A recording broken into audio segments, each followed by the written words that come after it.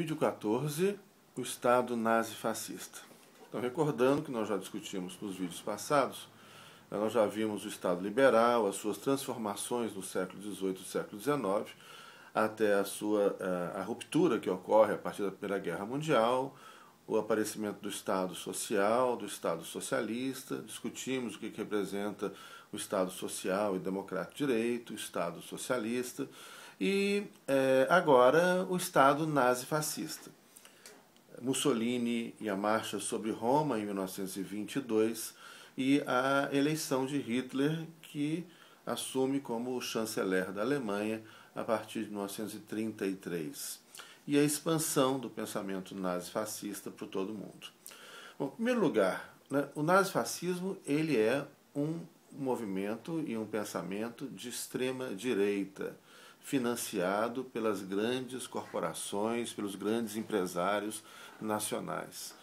Hoje existe farta documentação que mostra a participação de importantes empresas da Alemanha, dos Estados Unidos, da Inglaterra, da Itália, do Japão, grandes empresários norte-americanos, ingleses, alemães, italianos, japoneses e por aí afora, que financiaram o nazifascismo, que financiaram Mussolini, que financiaram Hitler.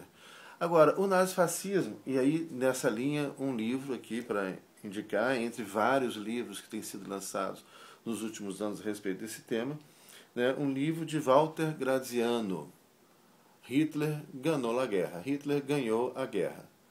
Esse livro de Walter Graziano, essa aqui é uma edição argentina, publicada em Buenos Aires, pela editora Planeta. Foi publicado, aqui a primeira edição, em 2008, impresso na Argentina, Buenos Aires. E aqui traz, então, uma vasta análise de inúmeras empresas que participaram, e personagens, empresários, banqueiros, que participaram da ascensão do nazifascismo, inclusive a participação de importantes banqueiros e empresários norte-americanos no financiamento de Hitler. Entre eles, o Henry Ford, que foi responsável, a Ford, que instalou uma fábrica em Berlim, assim como a General Motors também se instalou em Berlim antes da Segunda Guerra Mundial, foram responsáveis pela fabricação de um percentual alto de automóveis, né, do Wehrmacht, do exército alemão. E outras empresas forneceram petróleo e etc. Vale a pena ler. Aqui um banqueiro também, um cara que lavou dinheiro e colaborou com ganhou dinheiro com Hitler e colaborou com a ascensão de Hitler, tá, o Prescott Bush, né, o avô do Bush, entre outros personagens. Confira esse livro, um livro que vocês podem encontrar pela internet, embora seja uma edição de Buenos Aires. Hoje ficou tudo fácil, né? Basta procurar aí pela internet, vocês encontram para comprar e para ler.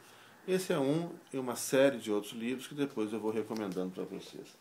Então, esse Estado nazifascista, primeiro, ele vai ter um discurso social, mas é um discurso social que é financiado e que serve aos interesses das grandes corporações e das grandes empresas.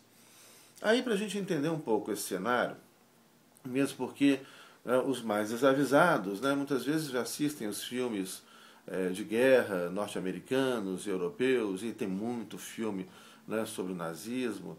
Eu até comentei no blog, num texto que eu escrevi, na minha geração, eu tenho hoje, em 2012, 49 anos de idade, né, a gente cresceu assistindo desenhos e seriados onde diariamente a gente assistia um monte de índios sendo assassinados, morrendo, né, nas mãos do exército americano, e sistematicamente também um monte de alemães morrendo também nas mãos do exército norte-americano. Recordando aquilo que a gente discutiu no vídeo 1, 2, 3 e 4, quando a gente falou do Estado Nacional, né, e no texto 197, vale a pena ler o texto 197 do blog, né, nessa relação nós versus eles. Né? Nós os bons, os puros, os superiores, etc., eles os inferiores, e eles que já foi, eles, né, já foram grupos ou nomes coletivos distintos em momentos distintos da história. Foram eles os índios aqui nas Américas, milhões de habitantes originários desse continente assassinados pelos invasores europeus, espanhóis, portugueses, ingleses, franceses, etc. Eles, os judeus, na Segunda Guerra Mundial, eles, os ciganos, na Segunda Guerra Mundial, eles, os eslavos, na Segunda Guerra Mundial, né? E na Segunda Guerra Mundial, nós, os arianos, etc. Essa relação nós-eles, né, ela é um marco da modernidade e a gente começa a perceber, quando a gente começa a estudar essa lógica, essa estrutura do discurso moderno. Óbvio que a modernidade, não estou negando, trouxe muita coisa boa, e nós vamos estudar isso também, né? Mas ela traz essa lógica do nacionalismo, da superioridade, ela marca essa hegemonia do discurso europeu, um discurso que é hegemônico internamente nos Estados nacionais da Europa, um discurso que é hegemônico nas relações internacionais, um discurso que marca essa hegemonia europeia desses últimos 500 anos. Então, é importante lembrar disso, que a gente vai perceber, então, que Hitler não inventou nada, né? Na verdade, o genocídio já está aí do século XVI. Espanhóis e portugueses e ingleses assassinaram milhões de indígenas, né? Como os alemães assassinaram milhões, 6 milhões de judeus, milhões de ciganos, eslavos, etc. Muda essa relação, quem que é o nós e quem que é o eles do momento. Então, para a gente entender um pouco a ascensão do nazifascismo, primeiro, é importante lembrar que não foi uma teoria ou um movimento construído em laboratório. Chega a falar, olha, os grandes empresários, as grandes empresas, os banqueiros vão construir o nazifascismo no laboratório. Não é bem isso que acontece. É um movimento que surge, né, no seio da sociedade europeia e vai se expandindo para o mundo inteiro, mas que vai ser percebido pelos grandes empresários e banqueiros e vai ser, a partir daí, financiado pelos grandes empresários e banqueiros. Então, ia dizendo que os mais desavisados podem, às vezes, entender mal quando vê esses filmes e falam, o Partido Nazista, Nacional-Socialismo, Partido Nazista, Partido Nacional Socialista Operário Alemão. Vamos lembrar que das características marcantes do nazifascismo, e aí um outro livro recomendável de leitura obrigatória, do Leandro Konder, o livro chama Introdução ao Fascismo, da editora LTR. Introdução ao Fascismo, Leandro Konder, editora LTR. Onde ele ressalta que o nazismo e o fascismo têm características comuns, embora tenham nuances próprias importantes. São distintos movimentos, mas são primos, né? E o que a gente vê como características comuns, o que é? É um movimento antiliberal, é uma economia dirigida, capitalista, a favor dos interesses das grandes empresas e banqueiros, né? É um movimento antissocialista e antioperariado, anticomunista, antidemocrático, né? Ultranacionalista, racista, chauvinista. Então, eu costumo dizer que são antiliberal, antidemocrático, antissocialista, anticomunista, antioperariado, antipático, ultranacionalista, racista, chauvinista. Mas, entretanto, você pega o nome do partido nazista, está lá, Partido Nacional Socialista Operário Alemão. Um partido que é antissocialista, que é antioperariado, que é ultranacionalista e a favor dos interesses e financiado pelos interesses das grandes empresas privadas, dos grandes empresários alemães, japoneses, italianos, norte-americanos, ingleses e por aí afora. Né? Então, como entender isso? Vamos voltar em 1910, e aí é um tema, o nazifascismo é um tema complexo, né? Lembrando, mais uma vez, a quem está assistindo esse vídeo, que aqui é uma revisão de aula. Na aula nós aprofundamos mais o tema, além de recomendarmos vários outros livros que tratam do tema para a gente aprofundar. Então aqui serão feitas algumas simplificações, mas são simplificações importantes para a gente rememorar o que foi discutido e entender a estrutura geral do tema. Então, vamos pegar em 1910, a gente já tem ali, né, o que seria o G7 hoje. Né? O que é o G7 hoje? Há algum tempo atrás, se a gente voltar aí uns 10, 15 anos atrás, seriam as 7 maiores economias do planeta. Hoje o G7 não é mais. Seria, então, os Estados Unidos, a primeira economia do planeta. Depois, em 1910, já eram os Estados Unidos, a primeira economia industrial. Depois a Inglaterra. aliás, depois a Alemanha a Alemanha unificada em 1870 e tem um crescimento econômico e uma industrialização muito grande, um percentual expressivo da população alemã é proletário, de trabalhadores da indústria. Então, Estados Unidos, Alemanha, Inglaterra, França, Itália e Japão. E o Canadá, que naquela ocasião ainda era colônia inglesa, e integrava esse grupo via Inglaterra. E Canadá, que vai ser independente da Inglaterra em 1982. E que forma o G7, de 15 anos atrás, ou de hoje, embora eles estão cada vez mais perdendo em importância. Você pegar, né, esse G7 seria, há 15 anos atrás, Estados Unidos, a primeira economia, Japão, depois Alemanha, né, depois França, Inglaterra, Itália e Canadá. Estariam esses sete que já estão lá em 1910, com o Canadá agregado à Inglaterra, que, aliás, de certa forma, continua. Hoje esse cenário mudou em termos de PIB, né, de crescimento econômico. Hoje a China é a segunda economia, já passou o Japão e a Alemanha. O Brasil já se apresenta como a sexta economia, passando a Inglaterra e se aproximando da França, que vai tendo, né, um crescimento negativo e entrando na crise radical, que é a crise da União Europeia. Esse cenário vem mudando bastante. Mas de certa forma, esse G7 ocidental ainda está aí. Então, se a gente voltar lá em 1910, esse G6, muito unido pós-Segunda Guerra Mundial, não estava unido ali, estavam competindo entre si por espaço. Ou seja, essas nações industrializadas, Estados Unidos, Inglaterra e França de um lado, Alemanha, Japão e Itália do outro lado, essas 6 nações industrializadas necessitam de espaço para a exploração de recursos naturais para a sua indústria, exploração de mão de obra, mercado consumidor. E essas 6, a gente pode dizer, como falar brincando, você tem 3 delas que são com terra, 3 sem terra. O que eu quero dizer com isso? 3 delas, né, Estados Unidos, França e Inglaterra, já haviam tomado meio mundo e matado nessas invasões milhões de pessoas. Assim como espanhóis e portugueses mataram milhões no século XVI, né, veja bem, e por que, e aí, antecipando Hitler, né, o que os espanhóis fizeram nas Américas não fica aquém, o distante do que Hitler fez, né, os portugueses na América, né, depois ingleses na América do Norte, que exterminaram milhões de indígenas, franceses, etc.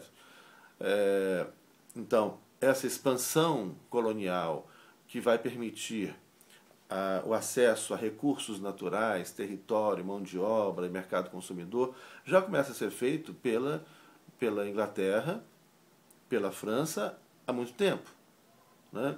E, posteriormente, Portugal e Espanha, naquela ocasião, que são potências que começam a entrar em decadência, e a ascensão de outras potências, né, como a Holanda, a Inglaterra, e mais adiante, um pouco, a independência dos Estados Unidos, no século XIX, a expansão territorial dos Estados Unidos.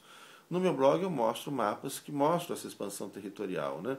As 13 colônias norte-americanas inicialmente estavam ali só na costa leste, a gente já comentou isso. Depois eles vão para o oeste, matam muitos originários, povos originários, né, matam muitos mexicanos e vão tomando um território, né, e expandindo. Então, esses 3, se pegar Estados Unidos, tem uma expansão territorial, muito espaço para exploração de recursos naturais, mão de obra, etc.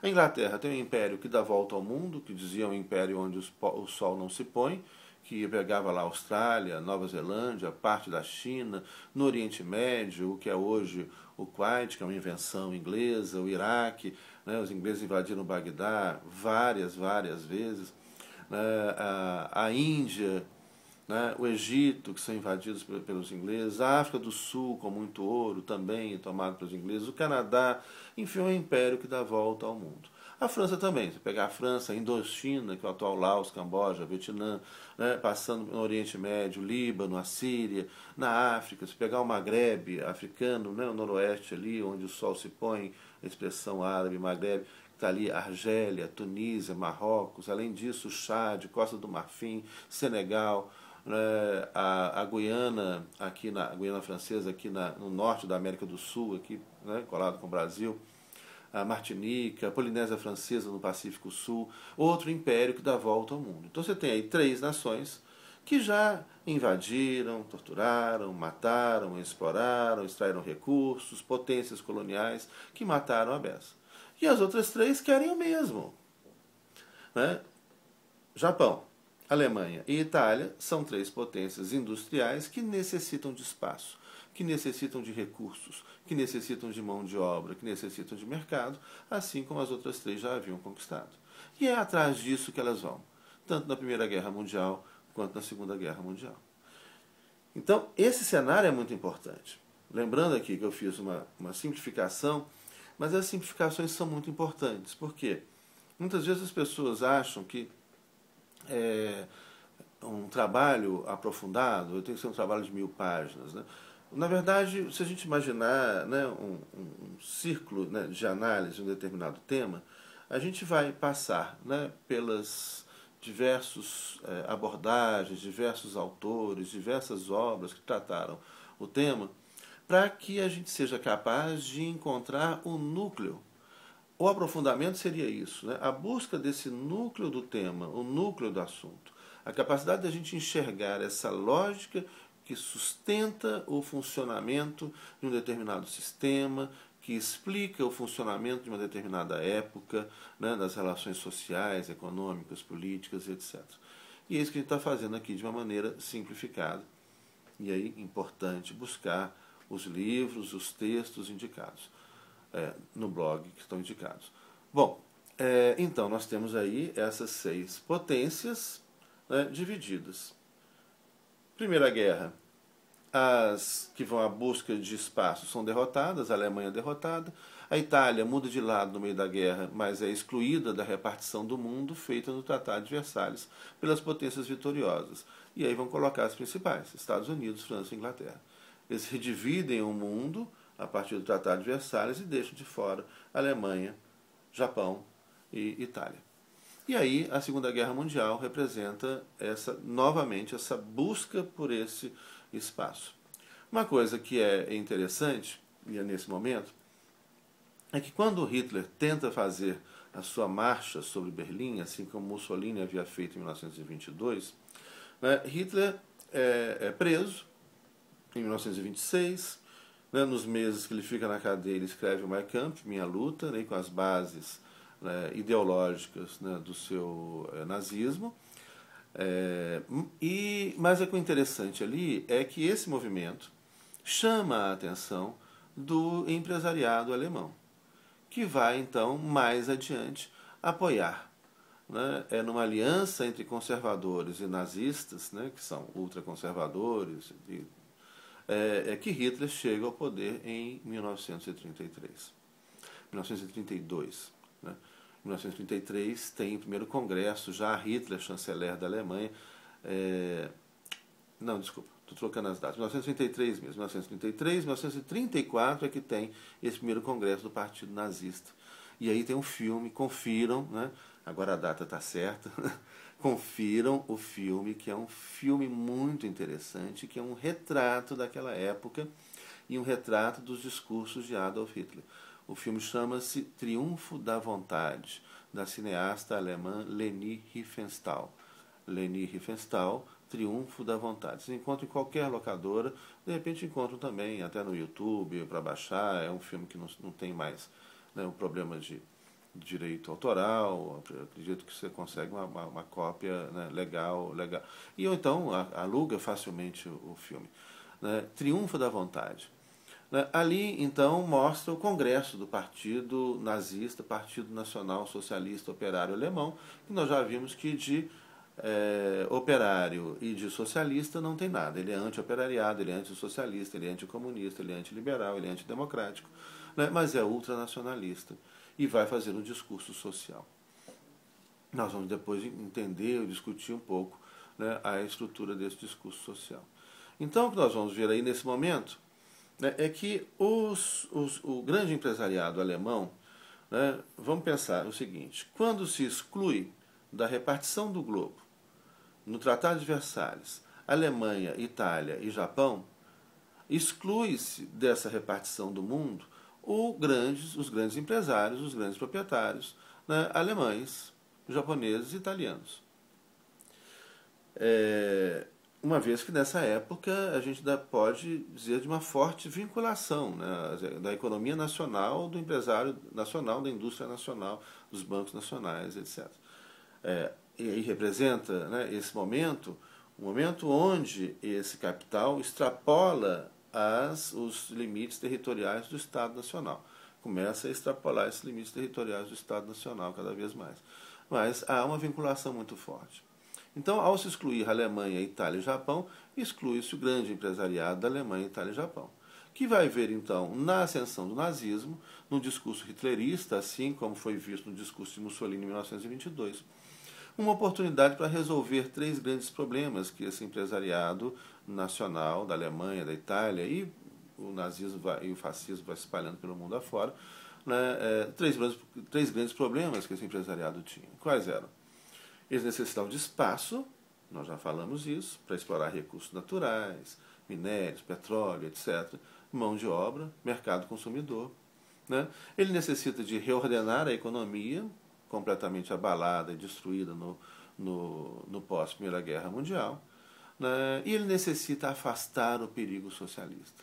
E daí essa estratégia de assumir um discurso social, de utilizar inclusive expressões como socialismo, socialização, que os fascistas na Itália utilizaram e que os nazistas na Alemanha utilizaram, e pelo resto do mundo também, embora, claramente, em toda a sua prática, em toda a sua teoria, né, são antissocialistas, são anticomunistas, são antiliberais, são antidemocráticos, são ultranacionalistas, chauvinistas, racistas, e que representam os interesses das grandes corporações.